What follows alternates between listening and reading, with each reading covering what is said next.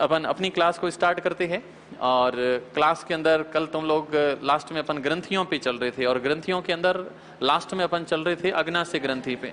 अग्नाशय में कुछ ग्रंथियों से निकलने वाले हार्मोन आपने नोट किए थे। अग्नाशय से जस्ट पहले अपन ने नोट किया था थाइमस ग्रंथि। थाइमस से पहले अपन चल रहे थे थायराइड और पैराथायराइड के ऊपर। कैमरा ऊपर, आपका कैमरा ऊपर। कितना सा आपको याद है? थोड़ा सा मैं पूछने की कोशिश करूंगा।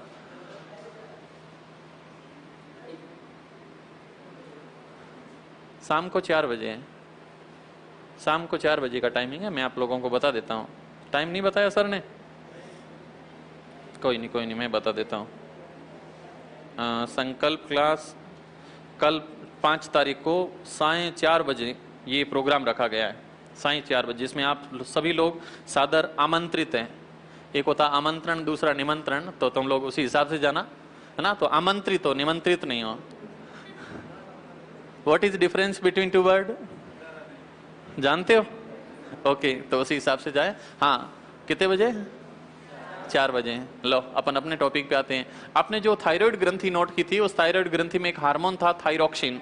और थायरोक्सिन 3 टाइप के थे। एक था T3, एक था T4 और एक का नाम था कैल्सिटोनिन।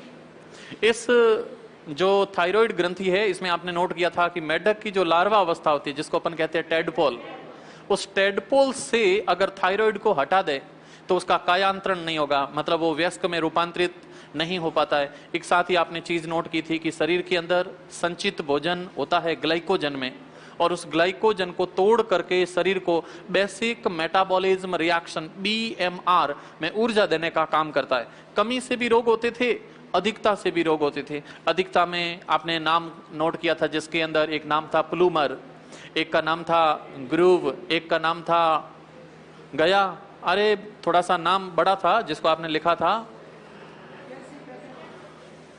जय हो तुम्हारी, एक्सोप्थेल्मिक के नाम से नोट किया था। लेकिन बड़ी नाम है तो मैं पढ़ने में दिक्कत होती है। कुछ रोग ऐसे होते हैं जो कमी के कारण भी होती है, कुछ अधिकता के कारण भी होती है। कमी के अंदर एक नाम आपने नोट किया था गोइटर, जिसको अपन गलगंड भी कहते हैं, गेंगा भी कहते हैं। एक्सोप्थेल्मिया इसके अंदर नाम आया था। एक नाम आया था हाशिमाटो, जिसको अपन थायराइड की आत्महत्या के नाम से जानते हैं। तो ये कुछ नाम थे। फिर आपने एक अगली ग्रंथि नोट की थी जिसका नाम था पैराथायराइड, और वहां से हार्मोन छोड़ा जा रहा था पैराथायरोक्सिन। खोज की थी इसकी कॉलिप नामक वैज्ञानिक ने, और कॉलिप ने जो यहाँ से हार्मोन खोजे थे उसमें आपने लिखा था कि शरीर के अंदर रक्त में कैल्शियम और फॉस्फेट की मात्रा को नियंत्रित करता है। इस ग्रंथि में अगर थोड़ा सा डिसबैलेंस हो जाता है तो शरीर में पथरी बन जाती है। प्रश्न आता है पथरी में कौन सा केमिकल होता है? तो आपने लिखा था कैल्शियम ऑक्जेलेट होता है। फिर इसी में आपने नोट किया था कि ये शरीर का सबसे कठोर भाग, उसका भी निर्माण करता है। और ये शरीर का सबसे कठोर भाग जो इनेमल है, ये दांतों के ऊपर एक परत का निर्माण करता है। और ये जो दांतों की परत है कैल्शियम फॉस्फेट से बनती है, शरीर का सबसे कठोर भाग है। शरीर में दांत, हड्डियां, इन सभी को मजबूती देने का काम करता है। अगर शरीर में इस पैराथायराइड ग्रंथि में थोड़ा सा अगर बैलेंस बिगड़ जाता है तो रोग हो जाता है टिटेनी, जिसके कारण मांसपेशियों में बहुत तीव्र संकुचन होते हैं, और तीव्र संकुचन को अपन टिटेनी कहते हैं। मांसपेशियों में क्रैम्पिंग होना स्टार्ट हो जाता है। तो ये कुछ पॉइंट आपने नोट किए थे। इसके बाद में आपने नोट की थी थाइमस ग्रंथि। थाइमस, जिसको अपन रेता ग्रंथि कहते हैं, उम्र बढ़ने के साथ साथ आकार में धीरे धीरे घटनी स्टार्ट हो जाती है। और ये जो थाइमस ग्रंथि है, ये मानव शरीर के अंदर छोटे बच्चों में होती है विकसित, लेकिन बुढ़ापे के अंदर आकार में धीरे धीरे डिक्रीज होनी स्टार्ट हो जाती है। आपने नोट किया था कि शरीर के अंदर जो थाइमस ग्रंथि है, ये प्रतिरक्षी पदार्थों को प्रशिक्षण देने का काम करती है। उसके साथ साथ में मोनोसाइट, लिम्फोसाइट का निर्माण करने का काम करती है, और साथ में लिंग निर्धारण के अंदर भी कुछ हेल्प करने का काम करती है। फिर आपने नोट की थी अग्नाशय ग्रंथि, मिश्रित ग्रंथि है, दूसरी सबसे बड़ी पाचक ग्रंथि है। खोज की थी इसकी लैंगरहैंस ने, आया था नाम। और लैंगरहैंस में 3 प्रकार की कोशिकाएं, अल्फा, हार्मोन का नाम था ग्लूकेगॉन, बीटा से इंसुलिन। इंसुलिन की कमी होने पर डायबिटीज हो जाता है। डायबिटीज में ध्यान रखोगे, आजकल एक प्रश्न और पूछा था, डायबिटीज 2 टाइप के होते हैं। अगर शरीर के अंदर का जो शुगर है, शरीर के अंदर जो शुगर है वो मूत्र के साथ बाहर निकलता है, तो उस रोग का नाम है डायबिटीज इंसिपिडस।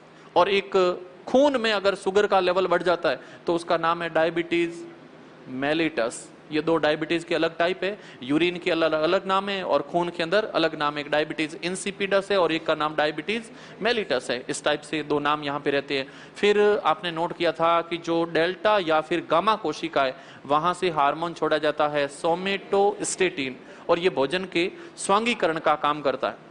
आपने इंसुलिन में लिखा था कि इसकी सबसे पहले क्रिस्टलीय संरचना साइंटिस्ट सेंगर ने खोजी थी। सेंगर नामक वैज्ञानिक था, उसने सबसे पहले इसको खोजा था। एक पॉइंट अपन इसमें और लिखते हैं कि जब अपन इंसुलिन को पढ़ते हैं तो इंसुलिन रियल में एक हार्मोन है, लेकिन हार्मोन उस पदार्थ को कहते हैं जिसमें 10,000 छोटे छोटे अमीनो अम्ल जुड़ते हैं। लेकिन इंसुलिन उस मामले में अपवाद है। मैं क्या कह रहा हूं, थोड़ा समझने की कोशिश करना। इंसुलिन जिसमें 10,000 अमीनो अम्ल नहीं जुड़ते हैं, सिर्फ 51 अमीनो अम्ल जुड़ते हैं, लेकिन फिर भी इसको प्रोटीन की संरचना, फिर भी इसको हार्मोन की संरचनाओं की कैटेगरी में रखा जाता है। तो इसमें थोड़ा सा याद रखोगे, जो इंसुलिन हार्मोन है, इंसुलिन, इस इंसुलिन हार्मोन के अंदर जो अमीनो अम्ल पाए जाते हैं, इंसुलिन के अंदर मात्र 51 अमीनो अम्ल पाए जाते हैं। 51 अमीनो अम्ल पाए जाते हैं, 51 अमीनो अम्ल पाए जाते हैं, लेकिन फिर भी इसको प्रोटीन की संरचना के नाम से जानते हैं। एक आपने कल नोट किया था, थाइमोसिन हार्मोन आया था कहीं, और वो थाइमोसिन हार्मोन भी एग्जाम में परेशानी क्रिएट करता है, क्योंकि जो थाइमोसिन हार्मोन है वो एक पॉलीपेप्टाइड हार्मोन है। बाकी सारे के सारे कंप्लीट प्रोटीन के हार्मोन होते हैं, लेकिन थाइमोसिन थोड़ा सा अलग रहता है। आज अपन 8 नंबर पे ग्रंथि पढ़ेंगे जिसका नाम है अधिवृक्क ग्रंथि।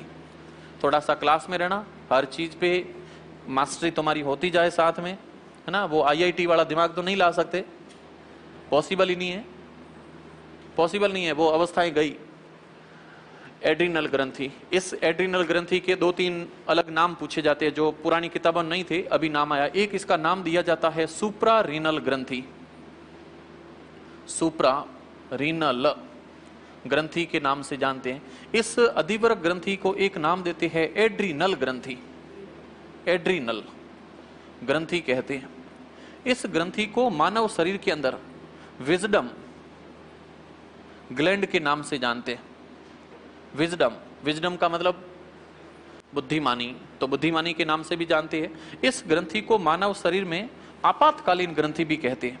आपातकालीन, कोई इमरजेंसी कंडीशन होती है तो वहां पर शरीर को कंट्रोल करती है, इसलिए इसको आपातकालीन ग्रंथि कहते हैं। इस ग्रंथि को कहते हैं 4S, इसी को कहते हैं 3F। और शायद कल चलती क्लास में मैंने बात की थी कि ये जो ग्रंथि है, इस ग्रंथि से निकलने वाले हार्मोनों को लड़ो या मरो, फाइट और फ्लाइट के नाम से भी जाना जाता है। तो इससे जो हार्मोन निकलते हैं उन हार्मोनों को कहते हैं लड़ो या मरो, लड़ो या मरो। इंग्लिश में इसको कहते हैं डू और डाई, जिसको अपन कहते हैं सिंपली करो या मरो। तो डू और डाई के नाम से भी जानते हैं, हिंदी में इसको कहते हैं लड़ो या मरो, हार्मोन के नाम से भी जानते हैं। अब एक एक हार्मोन को पढ़ते हैं। ग्रंथि खुद कहाँ होती है, किस लोकेशन पे होती है। तो ग्रंथि कुछ ऐसी है जैसे ये मानव शरीर की किडनियां हैं, इधर की तरफ किडनियां हैं, एक किडनी थोड़ी सी ऊपर होती है, एक नीचे की तरफ होती है। इस किडनी के जस्ट ऊपर की तरफ ऐसी यूं लोकेशन में पाई जाती है ग्रंथि, किडनी के जस्ट ऊपर की तरफ इस टाइप में लोकेशन में रहती है। और ये जो ऊपर की तरफ मैंने ग्रंथि बनाई है, इसका नाम है एड्रिनल ग्रंथि। इस एड्रिनल ग्रंथि में 2 भाग पाए जाते हैं। इसका जो बाहर का भाग है उसको कहते हैं कॉर्टेक्स भाग, बाहर का भाग कहलाता है कॉर्टेक्स भाग, कॉर्टेक्स भाग के नाम से जानते हैं। और अंदर का जो भाग है इसको कहते हैं मेड्यूला भाग, मेड्यूला भाग के नाम से इसको जानते। कॉर्टेक्स है और दूसरा मेडुला है। जो कॉर्टेक्स भाग है वो 85% क्षेत्रफल कवर करता है, और जो मेडुला भाग है इसके पास ओनली 15% होता है। तो ये 85 क्षेत्रफल और इसके पास में 15% क्षेत्रफल होता है। एक तो इसमें अनुपात पूछते हैं, एड्रिनल ग्रंथि के बाहरी भाग को, आंतरिक भाग को क्या कहते हैं, ऐसा भी प्रश्न आता है। इस ग्रंथि को एक जो अभी उपनाम दिया था आप लोगों ने 3F ग्रंथि, कई बार इनके नाम क्रम से पूछते हैं। तो 3F के अंदर पहले का नाम है फाइट, फाइट का मतलब आप जानते हो लड़ना, लड़ना, तो इसको फाइट कहते हैं। फिर अगला आता है flight, fear, fight, flight. Fear पहले आएगा, इससे पहले आएगा फियर, फियर फियर का मतलब भय, या फिर इसको अपन कह सकते हैं डर। तो फियर, फाइट, और तीसरा नाम आता है फ्लाइट, और फ्लाइट का मतलब होता है भाग जाना। ये तीनों कंडीशन होती है जब भी व्यक्ति आपातकालीन में होते हैं। तो आपातकालीन में वही होता है, कोई भी कंडीशन होती है तो पहले डरते हैं, फिर उसे थोड़ा सा लड़ने की कोशिश भी करते हैं, और जब परिस्थितियां विपरीत होती है तो वहां से 9 2 11 हो जाते हैं। आपातकालीन कंडीशन में शरीर को बहुत अच्छी ऊर्जा देती है, इसलिए इस ग्रंथि को 3F के नाम से जानते हैं। इस ग्रंथि से निकलने वाले हार्मोनों की बात करते हैं। ग्रंथि में 2 भाग रहते हैं। जो एड्रिनल ग्रंथि है, इस एड्रिनल ग्रंथि में 2 भाग है। अभी अपन ने देखा इसका जो बाहर का भाग है इसको क्या नाम देते हैं? कॉर्टेक्स के नाम से जानते हैं, कॉर्टेक्स। और जो अंदर का भाग है उसको कहते हैं मेड्यूला। मेड्यूला के पास में 15% क्षेत्रफल होता है और कॉर्टेक्स के पास में 85% क्षेत्रफल होता है। जो बाहर का भाग है, कॉर्टेक्स भाग, ये शरीर के अंदर मिनरल, मिनरल का मतलब हाँ खनिज लवण, ये खनिज लवणों को नियंत्रित करता है, खनिज लवण को नियंत्रित करता है। उसके साथ में लैंगिक क्रियाएं जितनी भी होती है, लैंगिक क्रियाएं, इनको नियंत्रित करने का काम बाहरी भागों से होता है। आंतरिक जो भाग है इससे 2 हार्मोन छोड़े जाते हैं। एक का नाम है एपिनेफ्रिन, एपिनेफ्रिन। दूसरे का नाम है नॉर एपिनेफ्रिन, दूसरे का नाम नॉर एपिनेफ्रिन। एक का नाम है एपिनेफ्रिन और दूसरे का नाम है नॉर एपिनेफ्रिन। अब ये जो एपिनेफ्रिन है, परीक्षा में यहां से प्रश्न ज्यादा आता है। प्रश्न आता है कि शरीर के अंदर, या फिर एक बार प्रश्न पूछा था एग्जाम हॉल में, जब आप अच्छी तैयारी करके और तुम्हें लगता है कि ये लास्ट अटेम्प्ट है मेरा, ओवरेज की कंडीशन पे भी है या कुछ भी है, आपातकालीन परिस्थितियां हैं, अच्छी तैयारी करके बैठे हो, लेकिन फिर भी दिमाग के अंदर एक भय तो रहता ही है। और एग्जाम हॉल में वो जो डिप्रेशन क्रिएट करता है वो हार्मोन एपिनेफ्रिन है। एग्जाम हॉल में सबसे ज्यादा छोटे बच्चों को देखना, 10वीं 12वीं के बोर्ड के अंदर फर्स्ट एग्जाम जो देने जाते हैं, क्या उनकी कंडीशनें होती हैं? उस टाइम उनके दिमाग में, पूरे शरीर पर एक अलग ही भय पूरा व्याप्त होता है, और वो जो कारण है वो एपिनेफ्रिन के कारण होता है। एग्जाम हॉल में सबसे ज्यादा एपिनेफ्रिन हार्मोन होता है। अपन कहीं आपातकालीन कंडीशन में होते हैं तब ये हार्मोन ज्यादा निकलता है। कहीं आपातकालीन कंडीशन, खुद कहीं किसी आपातकालीन कंडीशन में गिर गए हो, तुम्हारे रोंगटे एकदम खड़े हो जाते हैं, सतर्क हो जाती आंखें, शरीर पूरा सतर्क, कहीं सुई भी गिरती है ना, तुम्हारे को पता चल जाता है भीड़ में, बाकी को पता ही नहीं चलता है। एकदम शरीर के अंदर एपिनेफ्रिन ज्यादा निकलने पर ब्लड, श्वास दर, पाचन दर, सतर्कता, सारी चीजें एकदम एक्टिव फेज में आ जाती है। वो एक्टिव फेज देने का काम एपिनेफ्रिन करता है।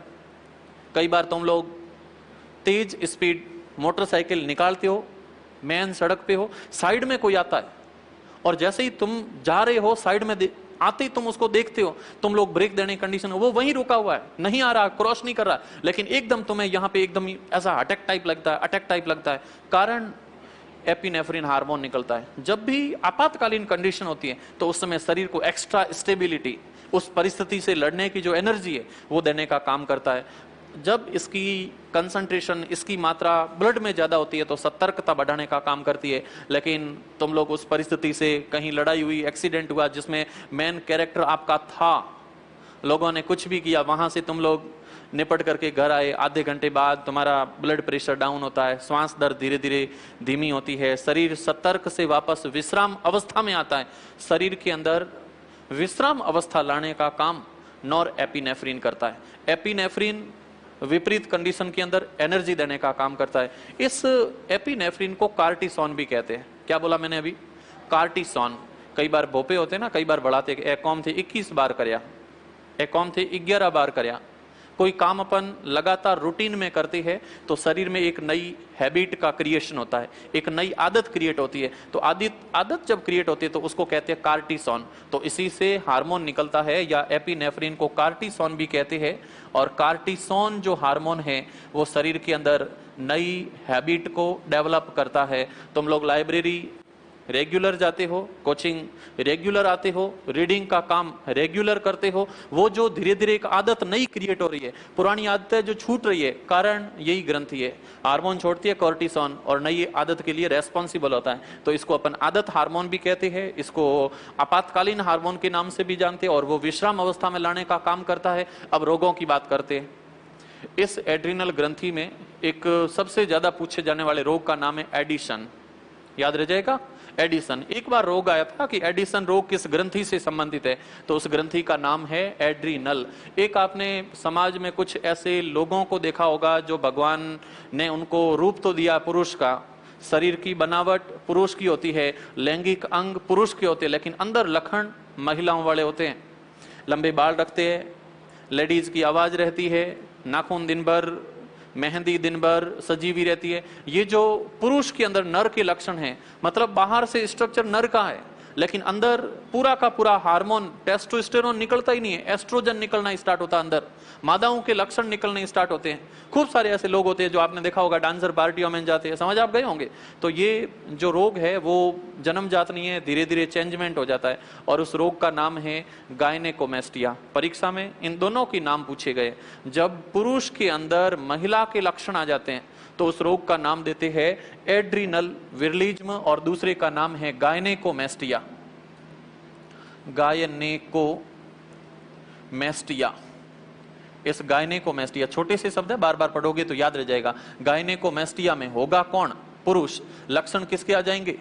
मादा के लक्षण आ जाएंगे। पुरुष के अंदर जब मादा के लक्षण आ जाते हैं तो उसको कहते हैं गायनेकोमेस्टिया। ये इसी ग्रंथि से है। एक रोग का नाम अभी रिसेंटली पूछा था जिसका नाम है एड्रिनल विरलिज्म। एड्रिनल विरलिज्म। ये भी तुम लोग अपनी पंचायतों के अंदर, पंचायत है क्या ना, जो समाज है उसमें देखते हो, कुछ ऐसी लेडीजें होती है जो 55-60 के बाद दाढ़ी या फिर सिंगल बाल आने स्टार्ट हो जाते हैं। लेडी के अंदर आवाज में मोटापन होना स्टार्ट हो जाता है। उनका फिजिकल स्ट्रक्चर ऐसे लगता है, आप देखोगे ना एक बार में, जैसे पुरुष है, क्या है महिला, लेकिन फिजिकल स्ट्रक्चर ऐसा हो जाता है। ललाट बड़े हो जाते हैं, कंधे चौड़े हो जाते हैं, मतलब फिजिकल स्ट्रक्चर धीरे धीरे मेल की तरफ कन्वर्ट होने लग जाता है। तो ऐसी जब कंडीशन आती है तो उसको कहते हैं एड्रिनल विरलिज्म, जिसमें होगा कौन? होगा कौन? लक्षण किसके आ जाएंगे? पुरुष की आने स्टार्ट हो जाती है, दाढ़ी मूछें आनी स्टार्ट हो जाती है। लेडी के अंदर आवाज में भारीपन होना स्टार्ट हो जाता है। तो ये कुछ लक्षण हैं, और वो पुरुष है, मादाओं के लक्षण आ जाते हैं, रियली लक्षण आने स्टार्ट हो जाते हैं। तो ये दोनों यहां से पूछे जाते हैं। हेडिंग आप नोट करो आगे। हेडिंग क्या ना, कल आपने जो लिखना छोड़ा था उसी के जस्ट पास में लिखो आगे, इंसुलिन। हेडिंग नोट कर ली तुम लोगों ने? नहीं की है? कोई नहीं, कल आपने जहां छोड़ा था उसके बाद में नोट करो।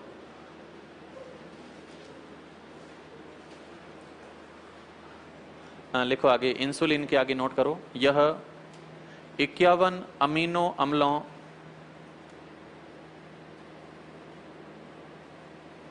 यह 51 अमीनो अम्लों से निर्मित एक प्रोटीन संरचना है। 51 अमीनो अम्लों से निर्मित एक प्रोटीन संरचना है।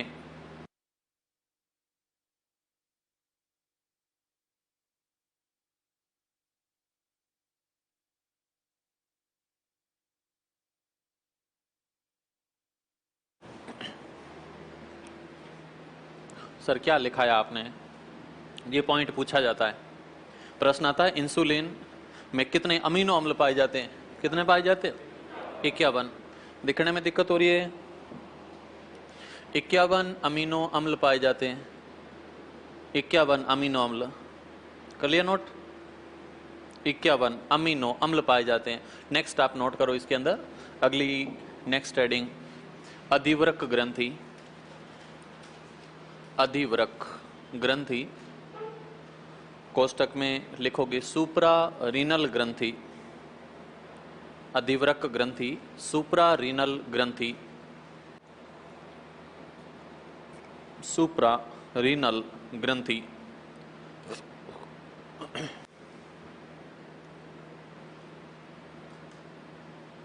सुप्रा रीनल के अंदर फर्स्ट पॉइंट नोट करो, किडनी के ऊपर स्थित, किडनी, सर बोल तो दिया, लिखोगे कैसे? किडनी के ऊपर स्थित, किडनी के ऊपर स्थित, कॉमा, इसे एड्रिनल, इसे adrenal oblique wisdom of life, wisdom of life, wisdom of life oblique आपातकालीन, विजडम ऑफ लाइफ आपातकालीन ऑब्लिक 3F ऑब्लिक 4S ग्रंथि भी कहती है। 3F आपातकालीन ऑब्लिक 3F ऑब्लिक 4S ग्रंथि भी कहती है, ग्रंथि भी कहती है। नोट आपने कर लिया? नेक्स्ट लाइन में नोट करो, नेक्स्ट लाइन में आगे नोट करो, लिखो यह ग्रंथि, यह ग्रंथि वृक्क के ऊपर, वृक्क के ऊपर, वृक्क के ऊपर एक जोड़ी, वृक्क के ऊपर एक जोड़ी जिसमें, एक जोड़ी जिसमें बाहरी भाग को वल्कुट, जिसमें बाहरी भाग को वल्कुट, कोष्ठक में लिखो कॉर्टेक्स, बाहरी भाग को वल्कुट, कोष्ठक में आप लिख रहे हो कॉर्टेक्स, तथा आंतरिक भाग को मध्यांश, आंतरिक भाग को मध्यांश, आंतरिक भाग को मध्यांश मेडुला कहते हैं, आंतरिक भाग को मध्यांश मेडुला कहते हैं, आंतरिक भाग को मेड्यूला मध्यांश कहते हैं, मेडुला मध्यांश कहते हैं। नेक्स्ट आप ये नोट करो जो आपके सामने पड़ा है ना, यहाँ पे नोट किया क्या हुआ, इसको आप नोट करो। ये जो यहाँ लिखा हुआ है 3F जिसके अंदर फियर, फाइट, फ्लाइट, 3F के अंदर फियर, फाइट, फ्लाइट, 3F।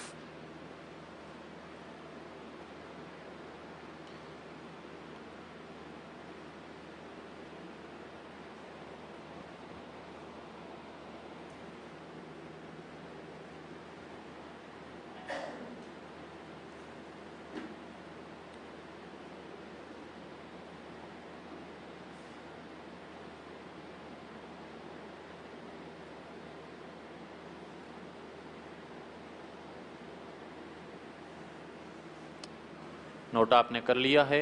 तीनों नाम हैं, फियर डर या फिर भय से शब्द है, और फाइट लड़ने से है, फ्लाइट का मतलब वहां से 9 2 11 हो जाना है। आगे ये नोट करो, पूरा कॉपी के बीच में नोट करो। अधिवृक्क या फिर एड्रिनल, 2 भाग निकालो, कॉर्टेक्स और मध्यांश। जैसा पढ़ा एक बार नोट करो इसको।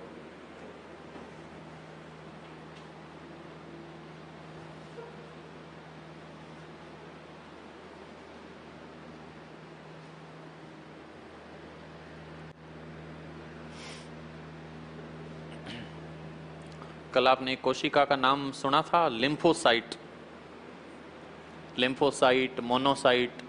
ये कोशिकाएं किसका भाग होती है, आरबीसी की, डब्ल्यूबीसी की, बिंबाणु? अच्छा, डब्ल्यूबीसी कितने टाइप की होती है बता सकते हो? डब्ल्यूबीसी खुद कितने टाइप की होती है, कितने प्रकार की? अच्छा, 2 टाइप की होती है, कौन कौन सी? ना ना, मोनोसाइट, लिम्फोसाइट ये उसके प्रकार नहीं है। बताओ, किसी को पता होगा? डब्ल्यूबीसी जो अपने शरीर में है वो 2 टाइप की है, आप ऐसा सही बता रहे हो, लेकिन कौन कौन सी है? एक का नाम होता है ग्रेन्युलोसाइट और दूसरे का नाम होता है, हाँ, दूसरे का नाम होता है नॉन ग्रेन्युलोसाइट। एक होती है कणिकाणु और दूसरे का नाम होता है अकणिकाणु। जो ग्रेन्युलोसाइट होती है, जो कणिकाणु होती है, वो 3 टाइप की होती है, इयोसिनोफिल, बेसोफिल, न्यूट्रोफिल। और जो अकणिकाणु हैं वो दो टाइप की होती है, एक होती है मोनोसाइट और दूसरी होती है लिम्फोसाइट। अभी ऑनलाइन के अंदर बच्चे पूछ रहे हैं कि सर लिम्फोसाइट मोनोसाइट ये WBC में क्या रिलेशन है, तो ये उनके टाइप रहते हैं, ये उनके प्रकार नहीं है, उनके कुछ टाइप है, कुछ प्रकार है।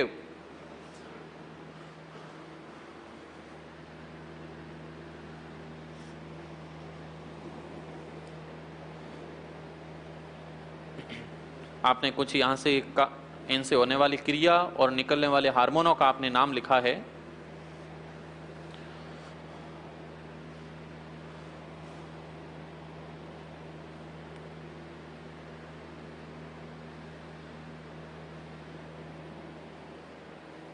हैबिट का मतलब आदत, मन कहता वैसे करते हो, मन कहता वैसे ही करते हो। यस, बिल्कुल अच्छा है, तुम्हारा भविष्य एकदम शानदार है। हाँ? मन जैसा कहता वैसे ही करते हो। एक दिन में मन के अंदर 69,000 विचार आते हैं। पढ़ाई करते करते मोबाइल हाथ में आया, पता नहीं 8 से कब 8:30 हो जाते, आधा घंटा निकल जाता, पता ही नहीं चलता है। जैसे ही नीचे रखा फिर विचार आया, फिर उठाते हो, फिर आधा घंटा और निकाल दिया। मन मन मन। लो, तुमने नोट कर लिया यहां तक सारा। एक लाइन छोड़ करके आगे वापस नोट करो, वापस आगे नोट करो। एपिनेफ्रिन, एपिनेफ्रिन, एपिनेफ्रिन हार्मोन आपने नोट किया है। एपिनेफ्रिन हार्मोन, एपिनेफ्रिन हार्मोन के आगे नोट करो, इसे लड़ो या मरो, लड़ो या मरो कोष्ठक में लिखोगे डू और डाई हार्मोन कहते हैं, डू और डाई हार्मोन कहते हैं। नेक्स्ट लाइन, इस हार्मोन की मात्रा, इस हार्मोन की मात्रा रक्त में अधिक होने पर, इस हार्मोन की मात्रा रक्त में अधिक होने पर, अधिक होने पर श्वसन दर, पाचन दर, सतर्कता, रक्तदाब, रुधिर गति,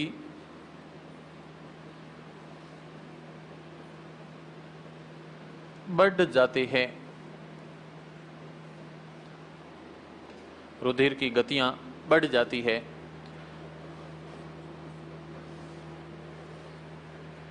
नेक्स्ट लाइन में लिखोगे, इससे,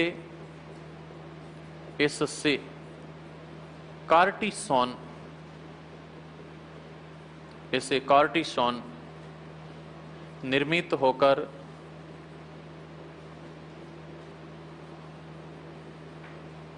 आदत निर्माण करता है। कार्टिसोन निर्मित होकर आदत निर्माण करता है, हैबिट का फॉर्मेशन करता है।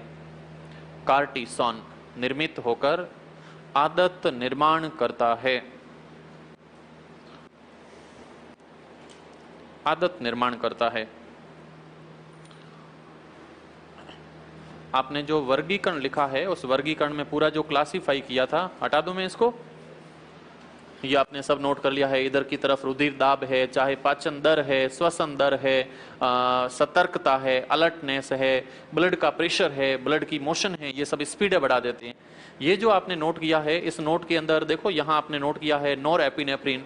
नोर एपिनेफ्रिन के नीचे आप लोग नोट करो, लिखो आपातकाल से,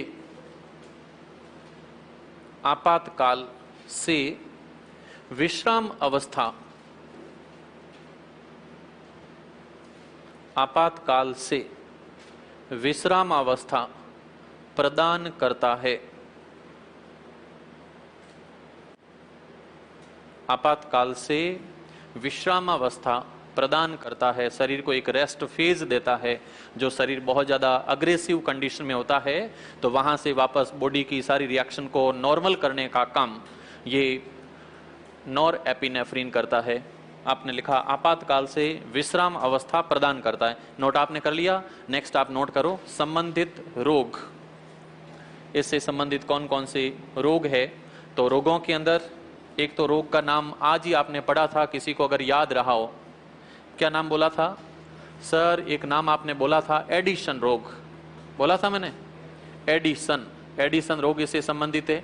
एक रोग का नाम आता कुशिंग रोग, कुशिंग रोग, ये रोग भी इसी से संबंधित है, जिसमें होता कुछ नहीं है, सोडियम पोटेशियम इनकी मात्रा थोड़ी सी अव्यवस्थित हो जाती है। कुशिंग रोग के अंदर भी ऐसा ही होता है, मात्रा इनकी बिगड़ जाती है, कुशिंग रोग। तीसरा रोग यहां से आप लोगों ने उधर नोट कर रखा है जिसका नाम है एड्रीनल विरलिज्म, एड्रीनल विरलिज्म। आप नोट करते जाओगे रोगों का नाम, एक नंबर पे लिखो एडिशन, 2 नंबर पे लिखो कुशिंग रोग, संबंधित रोग, रोगों में आपने 1 नंबर लिखा एडिशन। ये सिंपल पूछे जाते हैं, बाकी इसका वर्णन नहीं पूछते। आरएस का पेपर नहीं है कि पूछा जाता है कुशिंग रोग एडिशन रोग पे 20 शब्दों में इसका वर्णन कीजिए, अपने को वर्णन नहीं करना है, पूछा जाता है कि रोग किस ग्रंथि का है, ऐसा पूछते हैं। आपने 3 नंबर पे लिखा एड्रिनल विरलिज्म, एड्रिनल विरलिज्म। इस एड्रिनल वाले के आगे नोट करो आप, एड्रिनल विरलिज्म में लिखो, लिखो डैश करके आगे लिखो मादाओं में, मादाओं में दाढ़ी मूछ, मादाओं में दाढ़ी मूछ, आवाज में भारीपन, दाढ़ी मूछ, आवाज में भारीपन, आवाज में भारीपन, कौमा शारीरिक विकास, शारीरिक विकास पुरुषों के जैसा प्रतीत होता है, शारीरिक विकास या संगठन, शारीरिक संगठन पुरुषों के जैसा प्रतीत होता है, शारीरिक संगठन पुरुषों के जैसा प्रतीत होता है। इस रोग को आपने लिखा है एड्रिनल विरलिज्म। और लास्ट अगला नोट करो गायनेकोमेस्टिया, दिख रहा है, मैं यहां नोट कर रहा हूं, आपने लिखा है gynaecomastia, gynaecomastia, gynaecomastia, gynaecomastia, gynaecomastia. Science में बाकी तुम्हें कुछ दिक्कत नहीं आएगी, एक तुम्हें थोड़ा सा फील हो रहा होगा सर स्पीड थोड़ी तेज है, थोड़ी धीमी रखो ना, क्योंकि ये तुम्हें ऐसा फील इन अक्षरों में होता है, ये जिंदगी में पहली बार आ रहे हैं। गायनेकोमेस्टिया, अभी एक नाम आया था एड्रिनल विरलिज्म, कल एक हार्मोन का नाम आया था सोमेटोस्टेटिन, आया था ना। ये लंबे लंबे नाम है जिसमें तुम्हें दिक्कत होती है, बाकी छोटे नाम है, समझने में दिक्कत नहीं है। अच्छा याद वाली दिक्कत है, क्योंकि अपना वो आईआईटी का कैडर नहीं है।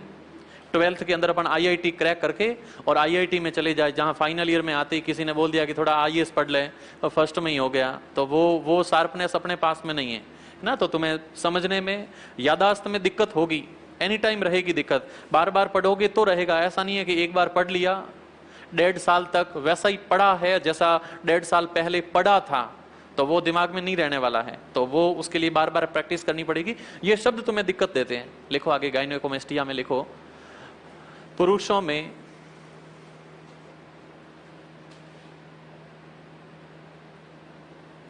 लंबे बाल,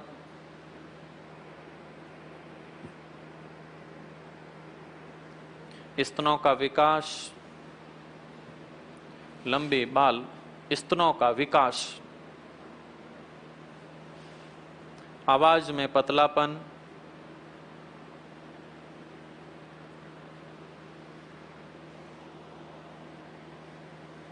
ओके फुल स्टॉप, कंप्लीट है, जो पुरुष है उसमें मादाओं के लक्षण डेवलप हो जाते हैं तो उसको कहते हैं गायनेकोमेस्टिया, और जब मादाओं में पुरुष के लक्षण आ जाते हैं तो उसको कहते हैं एड्रिनल विरलिज्म। ये सब एग्जामों में पूछे जाते हैं, अच्छे से याद रखना। ये यहाँ पे ग्रंथि जो कंप्लीट हो रही है उसका नाम था एड्रिनल, जो 8 नंबर पे थी।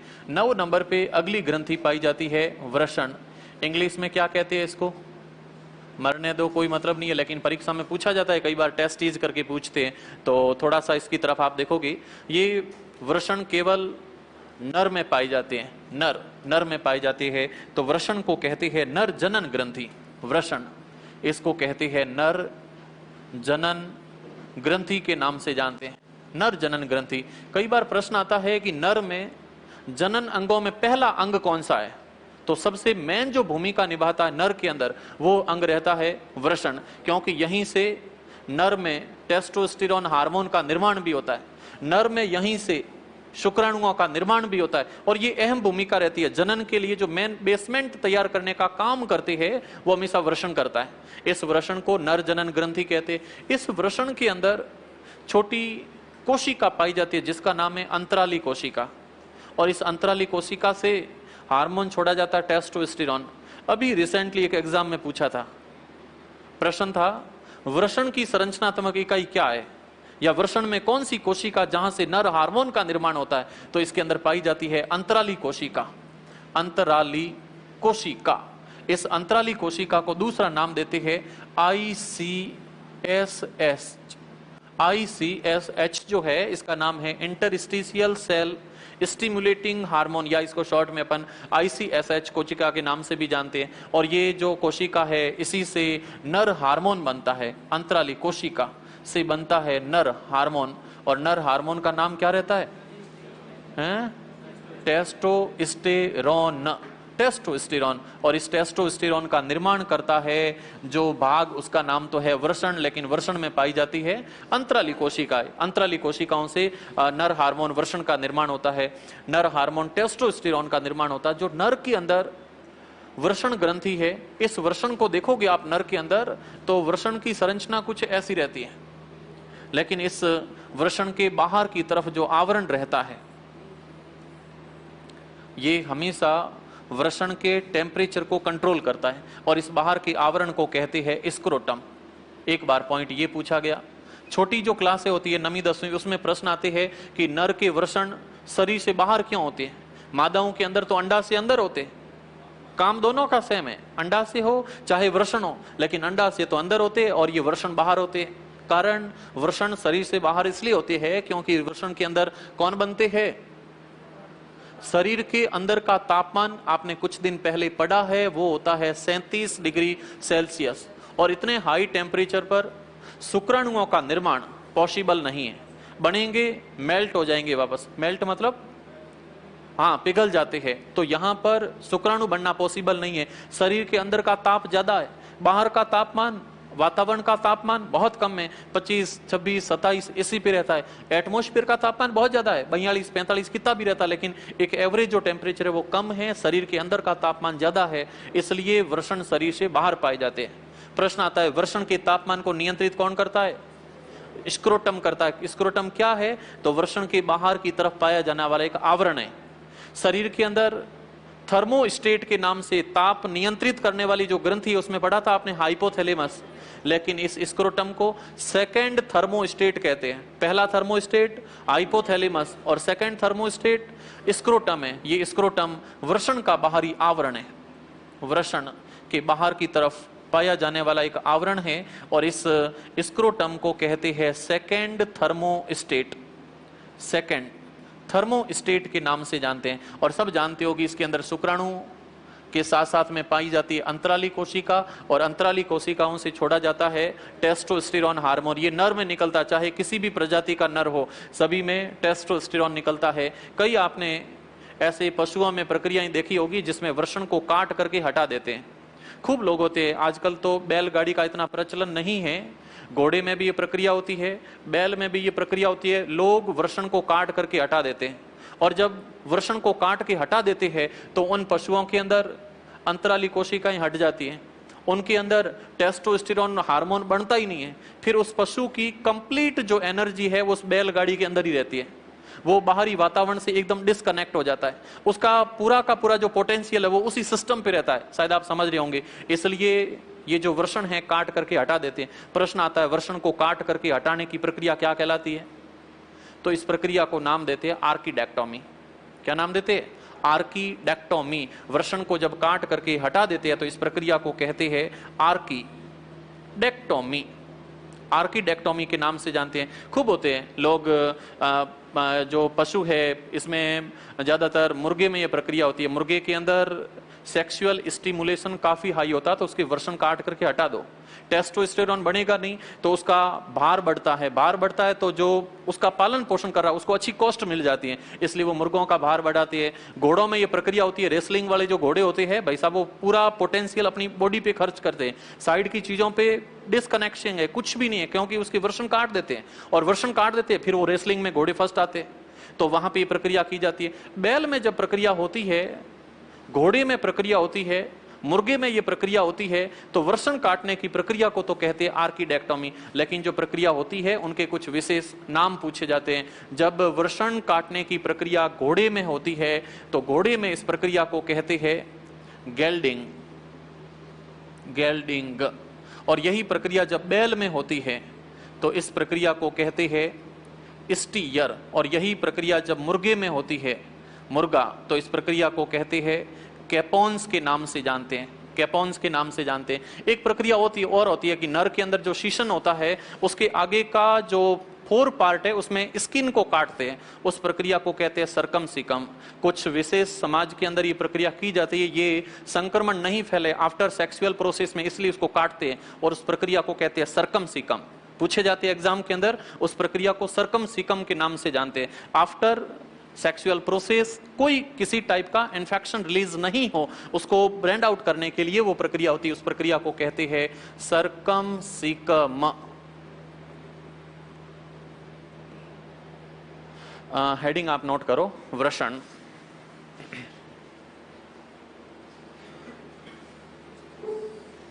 वृषण के अंदर फर्स्ट पॉइंट नोट करो, इसे नर जनन ग्रंथि कहते हैं। वृषण, इसे नर जनन ग्रंथि कहते हैं,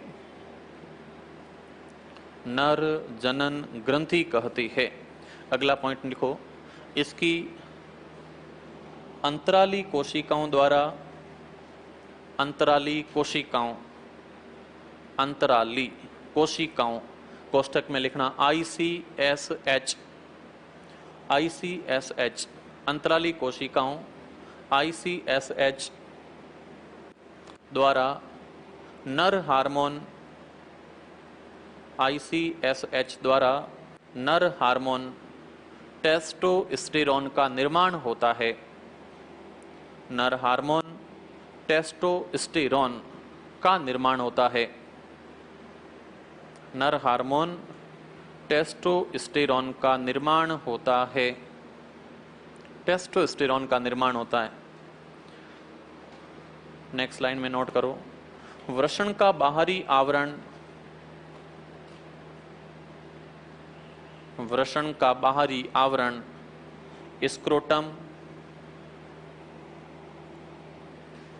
वृषण का बाहरी आवरण स्क्रोटम, कोष्टक में नोट करो द्वितीय थर्मोस्टेट, द्वितीय सेकंड, द्वितीय थर्मोस्टेट। पहला थर्मोस्टेट कौन है? हाइपोथैलेमस।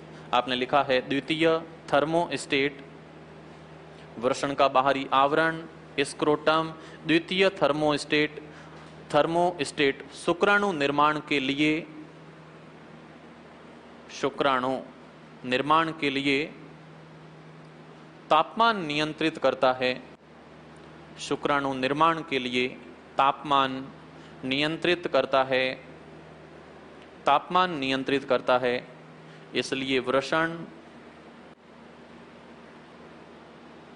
इसलिए वृषण शरीर से बाहर स्थित होती है। इसलिए वृषण शरीर से बाहर स्थित होती है, क्योंकि शुक्राणु निर्माण, क्योंकि शुक्राणु निर्माण कम ताप पर होता है, शुक्राणु निर्माण कम ताप पर होता है, जबकि शरीर का आंतरिक ताप अधिक होता है। शुक्राणु निर्माण कम ताप पर होता है, जबकि शरीर का आंतरिक ताप अधिक होता है, जबकि शरीर का आंतरिक ताप अधिक होता है। एक लाइन छोड़ के आगे नोट करो। नर में वृषण हटाने की प्रक्रिया, नर में वृषण हटाने की प्रक्रिया आर्कीडेक्टोमी कहलाती है। नर में वृषण हटाने की प्रक्रिया आर्कीडेक्टोमी कहलाती है। क्या हुआ? नसबंदी। मतलब नसबंदी में क्या वृषण काट के हटा देते हैं?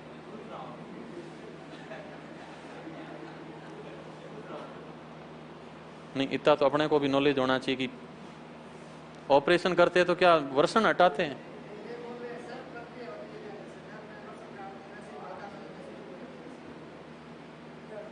नहीं, आप ही बताओ क्या होता है। नसबंदी अलग होती है सिस्टम, नसबंदी इधर थोड़ी होती है। नसबंदी ये नहीं होती, नसबंदी की प्रक्रिया अलग होती है। बंदा गलत जगह पे चोट कर रहा है।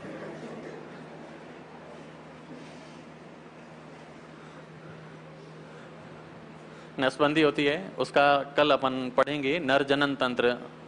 तो उसमें वृषण से दो नलियां निकलती है जिसका नाम होता है शुक्र वाहिनी। तो नलियों को ना काटते नहीं है, वो तुम्हारी परमिशन के बिना कुछ भी नहीं कर सकते हैं।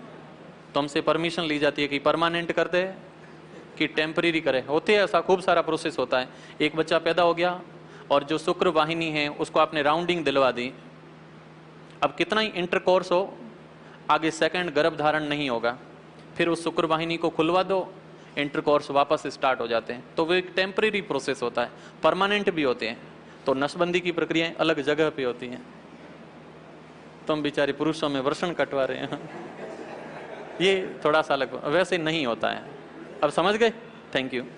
अगला नोट करो। आपने लिखा वृषण काटने की प्रक्रिया आर्कीडेक्टोमी कहलाती। इतना नोट किया? अच्छे, तीनों में होती है, बाकी में नहीं होती है। ऐसा नहीं है कि नर को पकड़ करके ना वृषण काट दो कि हम नसबंदी कर रहे हैं। अब हंसने की बात नहीं, ऐसा नहीं होता है। ये प्रक्रिया तीनों पे ही होती है, एक घोड़े पे, एक बैल पे और मुर्गे पे। तीनों के नाम नोट कर दो। घोड़ा बराबर गेल्डिंग। ओके, तो टाइम हो चुका है और आज की क्लास को यहीं फिनिश करते हैं। So thank you.